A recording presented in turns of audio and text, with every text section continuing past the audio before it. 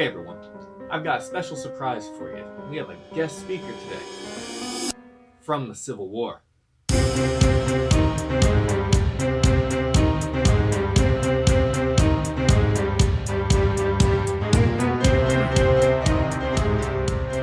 everyone, welcome to Virtual History 360. I'm Mr. Wade, and today I have a special treat for you. I'm going to be bringing in a guest speaker, but there's a little bit of a twist to it. You see, this guy comes all the way from the 8th Florida.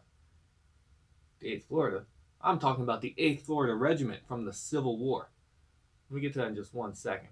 You see, in my class, we're studying the Civil War right now, so I think it's important that kids get to experience. So I asked our guest speaker to come in and talk about the life of a Civil War soldier. Now, the kids got to experience it, and I would like to share that with you. So, without any further ado, please welcome Stewart Tyner.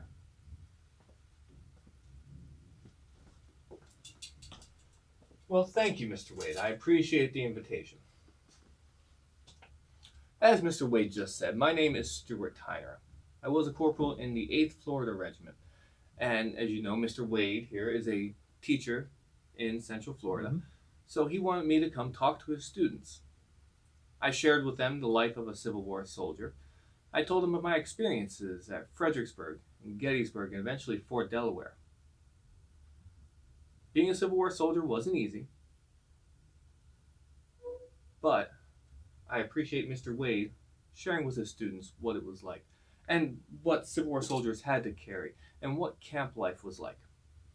In fact, I'd like to share what happened when I was able to, when I was able to visit with his students today.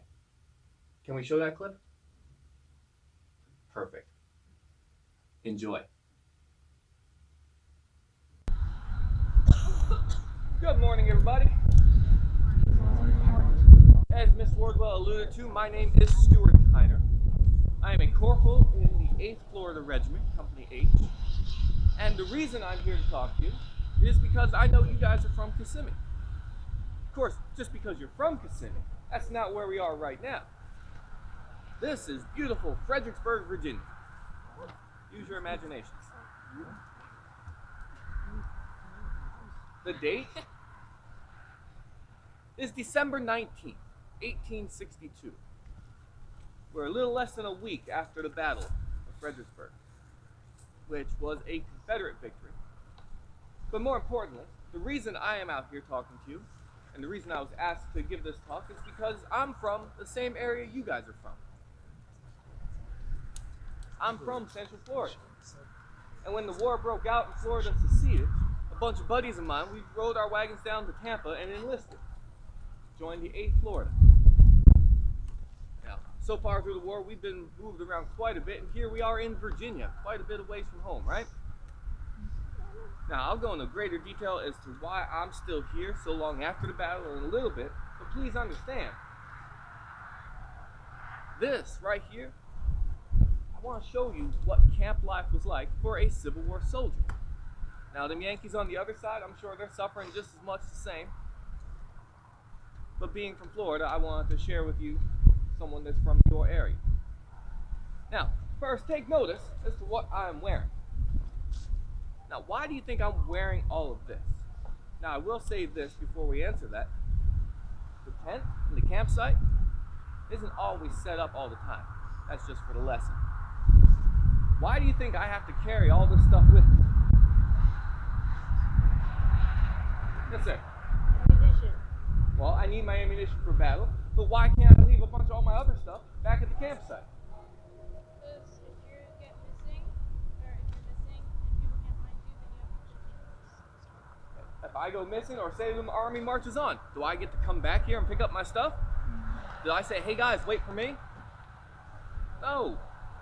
So, I carry all of the important stuff with me. Now, the jacket that I'm wearing, this is a wool jacket. It's very thick. Now, being December in Virginia, it's kind of cold out, isn't it? You got the cold, right? Remember, not in Florida right now. This keeps me warm. But this is the same jacket that I was issued at the beginning, and I wore all through the summer. Why do you think it's important that I have a very thick cut wool jacket on? Aside from keeping me warm, what can this jacket provide me? Like protection. Protection. That's a great answer. Now, it's not the best body armor, but a glancing blow, the wound might slow down enough to save my life. Anything direct, no. But compared to what you guys are used to and what you see Deputy wearing, this is the best protection I had available. Now, what else do I have on?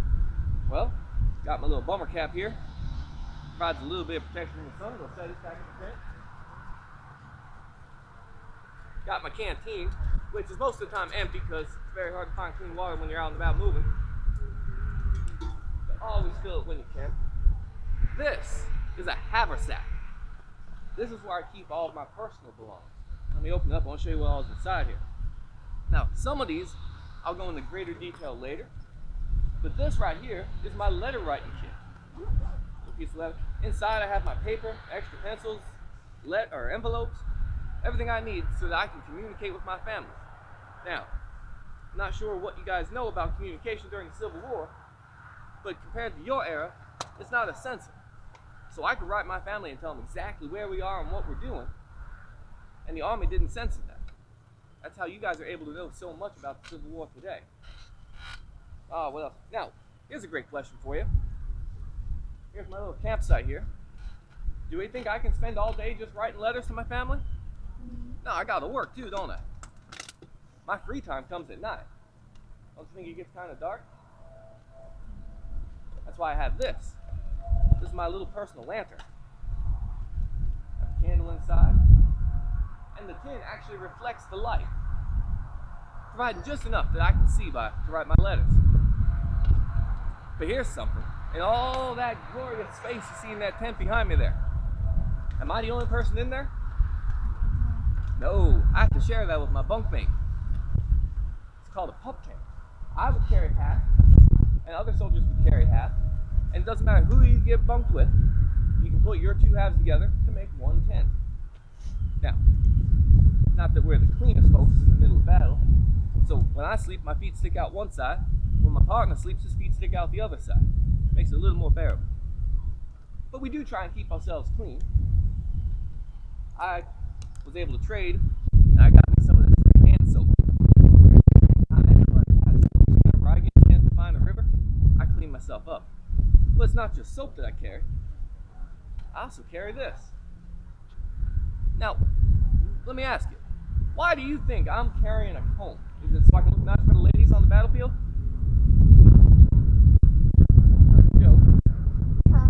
Why? Why do you think I have a comb? What purpose does it serve? I don't care what my hair looks like.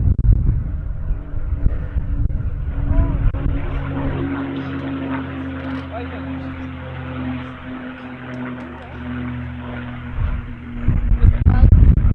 Bugs!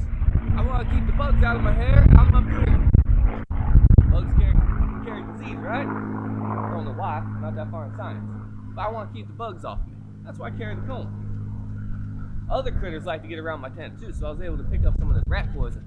That way they don't come near my food, anything I leave behind. Speaking of food, milk?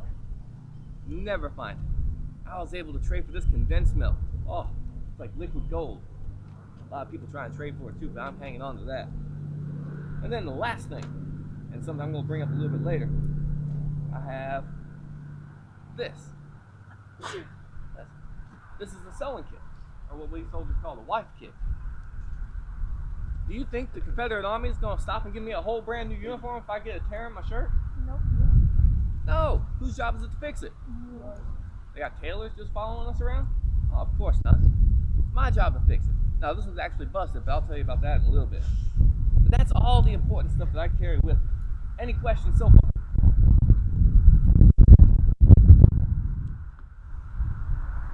Now, I will say, my last group that I talked to asked a lot of questions. I really like that. So, if you guys have questions, speak up.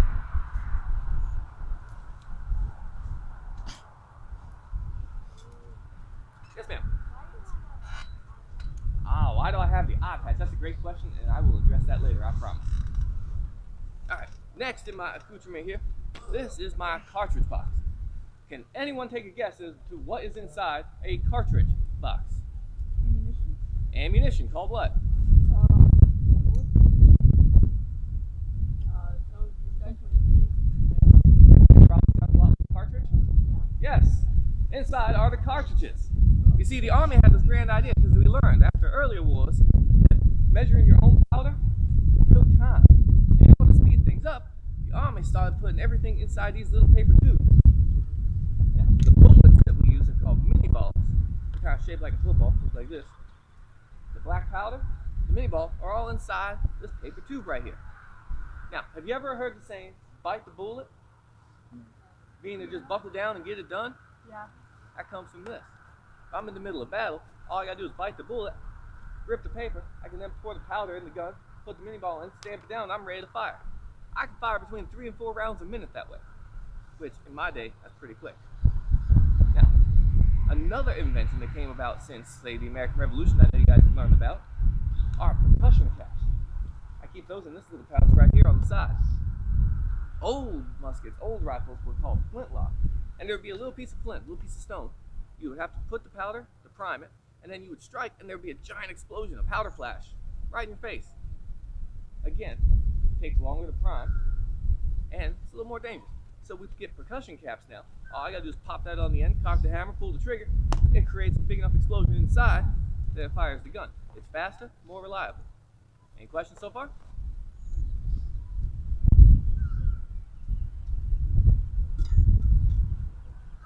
Take off the belt here. This belt does not actually hold my uniform up. Questions? How did your boy say CS or your brother say CSA? Both reference the same thing. CS, Confederate States. CSA, Confederate States of America. That's a great question. Thank you, sir. Now, as I said, the jacket is made of wool. Has anyone ever wore wool? How could you describe wool? Wool clothing. Well, itchy. So as you notice that I take my jacket off here, my button.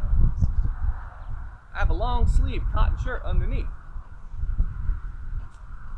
So if I'm wearing a long sleeve cotton shirt, what do you think's under my pants? Long sleeve. I can't see them, but I got cotton long johns on. Because you think I want to wear wool skin? Oh. Set that there.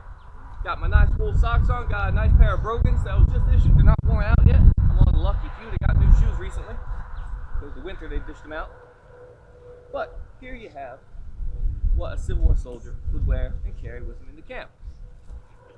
Now, camp life isn't everything, but it's our semblance of trying to keep things normal. So a big thank you to Stewart Tyner for coming in and giving my class a real experience of what a Civil War campsite and the life of a Civil War soldier would be. As he said, Union and Confederate forces probably suffered a lot alike. And we brought him in because I am a teacher here in Central Florida, and that's local history. He went on, that was only part of the clip that you saw. He went on to talk about what the rations and the food were like, and how he communicated with his family members. I think he mentioned in that clip how he talked the censorship. Well, my kids really enjoyed the activity where they got to write their own letters, and just thinking about the fact that we know so much about the Civil War from these primary sources, from these firsthand accounts, these letters. I think that's what makes history so good. And personally, as a teacher, this is my favorite subject to teach, the Civil War, because there is so much available. Now, I could go on, and I probably will end up making more videos on the Civil War, but I thought you would appreciate our guest speaker, Stewart Tyner.